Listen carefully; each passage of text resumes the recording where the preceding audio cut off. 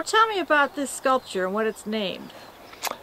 This particular work was made with volcanic rock, sometimes called pumice. And the design was really dictated by the rock itself. I always look at the rock and say, gee, what can I do with the rock? And it's an architectural or engineering challenge. In this case, I said, if I had a whole bunch of these rocks, could I make them into a circle? And so that's what we tried, and this is what we got. So tell me about this piece. Well, once again, what we've got here is lava rock. And it was the same question, what could you do with it?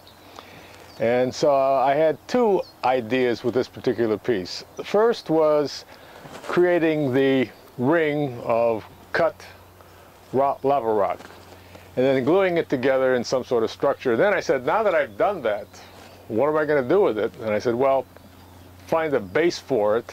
And I just piled up the rock. So we ended up with the eventual product, which we then labeled SURI, which is an acronym for Seismically Unstable Religious Icon. Well, after I created the ring, humor got into the picture, and I said, well, why not a face? And so we created a face with more of the lava rock, except that we had to craft it into little spheres, and then we had to support it in some fashion so they would float within the space of the ring. When I was dealing with the lava rock, I said, what else could I do with it? And as you can see in nature, it's just this great big round glob of this stone with a lot of foamy air cells in it. And I started to cut it up into building blocks, if you will, little bricks, with the saw that I had. It was a diamond saw. And then I started gluing the bricks together, and I ended up initially with these wings. And I said, gee, those are interesting. What else can I do with them? Once again, I decided to use the cut bricks as the base to support the wings. And of course, once the wings were there, I said, everything needs a head. So then we created a head, which is also these bricks glued together. And what you see as faces on either side was an accident. It was there. The face in the front was designed also with a sense of humor. In fact, I had my wife pose for it. Oh, and what is the name of this piece? It's called stenfru, which is a Swedish word for stone wife. Okay, now this is a very large piece. What's the story behind this one? Well, in a sense, size is everything. First of all, it's a different medium. The previous works that you were looking at were made out of this volcanic rock. This piece is actually made out of paving stones or stepping stones that you buy in the garden store.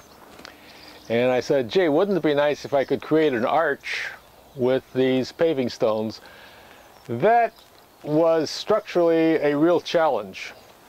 But what I did was create the first arch, and I looked at it and I said, you know, that's unstable, it might fall down. So then I said, I need supporting arches on the other side. So I just rotated the platform that we were using for a template 90 degrees and created a second arch, which then intersects at the top. And then I looked at it and I said, gee, it needs something in the middle. So I've been looking for that something in the middle, and what we ended up was this copper disc that you look at. I also had to make amends to my wife. I have to be very honest about this, because I have been sort of making fun of her, like stenfru is really an ugly piece, and I said, well, my wife posed for it. But in this particular situation, I said, I have to make her feel loved and wanted. So I named it for her. I call this Taj Deirdre. My wife's name is Deirdre. And Taj is sort of from the Taj Mahal. And as you remember, this is a monument that a prince gave to his wife to proclaim his enduring love. And of course, I am proclaiming my dearest love to my wife with this work. Now this is amazing. I know you like chess, but this is chess on a big scale. Yes, notice that there's a immediate change here. We have switched from lava rock to paving stones for driveways. And all of these little stones have been put together to form something, and the challenge again was something that might be recognizable. In this case, it's the chess piece, the king. And in fact, we've named it the Queen's Mate. And the unique part of it is that these stones have been cut carefully to form solid rings. So this is just a great big stack of stone rings or a stack of coins. And in this particular area, we have these rings extended beyond what they should be in terms of stability. And that was a technical problem. And of course, the whole thing is sort of held together on the inside by a core of poured concrete with rebar. What do you call this piece? This piece is called Silent Night, which is a play on words, a little bit of Christmas Carol combined with the piece itself. It doesn't say anything, so it's pretty quiet. Now, this is a continuation of the paving stone chess piece motif. Here again, we have cut pieces in stacked rings. The base is kind of obvious. It's almost like the same base that you saw with the king chess piece. But in this, the challenge was to see if I could put an artistic form to it, and I liked the idea of making the knight. Some of the technical problems with the knight is, since these are just bricks glued together, how do you keep the front end of it from falling off? And that was done with, I don't think I'll tell you, it's artist secret. Oh, come on. But the net result kind of looks like a chess piece, kind of looks like a horse, and I'm relatively happy with it. Now this one is a round rune, you say? Round rood, R-O-O-D. That's a cross in the old Celtic tradition. It looked like a cross, sort of, when I built it. But the design was totally determined by the shape of the paving stones that I had. And it was just a question of how to create paving stones in some stable formation. And it turns out that the ring structure is the way to do that. And after I'd created it, we gave it a name. And there it sits off in the distance, very quiet. Wow, this is a big piece. Well, this is a test of the materials. First of all, I have to point out that after I built Taj Deirdre, I had a lot of these paving stones left. And I didn't know what to do with them. And the one thing that's unique about these, that they're hexagonal in shape, and it makes a very nice rosette. And I said, well, if I keep on repeating that rosette, what would I get?